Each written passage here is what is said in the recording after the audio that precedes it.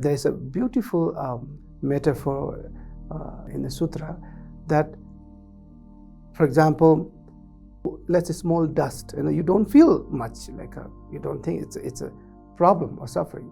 But the same dust, if it comes to your eye, on the eye, so then you experience oh, that's a really painful, very uncomfortable, So what does that really mean is, this suffering, there is the gross suffering, which is very visible and very everybody can experience and feel it or see it. But there is a subtle suffering which some can experience it, and there's a subtlest suffering which very rare people who are deep into meditation, and they're very sensitive about every, let's say, movement of thoughts and feeling, and they might be experience this subtlest suffering. It based on your depth of the spiritual. So now, what is suffering and what is the cause of suffering? To know the cause of suffering, first you have to know the suffering. And suffering is, as I told you, the gross suffering. We all know that, the relation crisis, family crisis, the health crisis, and all include the stress and depression and anxiety and the insecurity. So those all are the gross suffering. So what is the cause of those gross suffering? I always say, see, there are 8 billion, let's say, human being, and there is trillions and countless animals, and they are include the domestic and include the who lives in the ocean. So the interesting part is, why you reborn as a human being? The first question to yourself. And okay, you born in particular country, but why you born in that particular city, the particular village, and even that small village or town or city, there are millions of people living there, or hundreds of thousands of people living there. So you could born in the best family, let's say, the best sibling, the best uncle, the best grandparents. But why you reborn in that particular family and particular father and mother? See, some parents, they have a genetic problem, or mental or psychological problem, or family problem. So the interesting part is, you didn't choose your parents, and the parents didn't choose you, even though oh, why you give me birth, So see, they have to go through that, whatever maybe your parents been through, with you, or whatever you've been through with your parents. It's not a coincidence, it's a karma. If in your karma, if you don't have that kind of karmic seed within your alaya consciousness, so you will not choose that parents, you will not reborn in that parents, So after you born through that parents, whatever conflict you have or suffering, it's not really 100% your parents' fault. So it is really that karma is attracting, your subconscious karma is attracting that kind of parents. And your parents have also the karma in seed in their alaya consciousness, that attract you.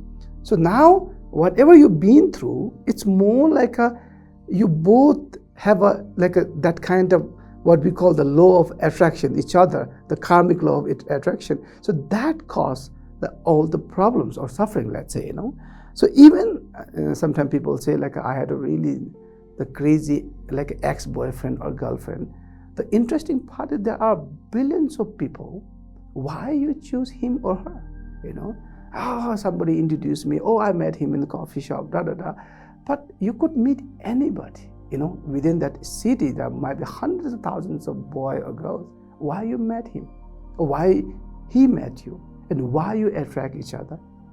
That's just it's all karma is playing the whole role. And no matter, some people, they can really kind of break up after this suffering, but some for decades they can't really separate. Now the question is like, why? Why are you suffering, suffering each other, pain each other, even some marriage, some husband and wife. And sometimes they're bound for whole life until the death. They can't separate, even they want. So it's all karma is playing this whole, like I would say, the engine behind this all, the play is the karma. So what I'm really trying to emphasize is, instead of blaming each other, instead of blaming your parents, blaming the ex-husband, blaming the friends, blaming your teacher, really instead of looking the problem outside, the cause of the suffering outside, see like this is not one lifetime. You took many countless lifetimes, and that means you accumulate so many negative karma as well as positive karma.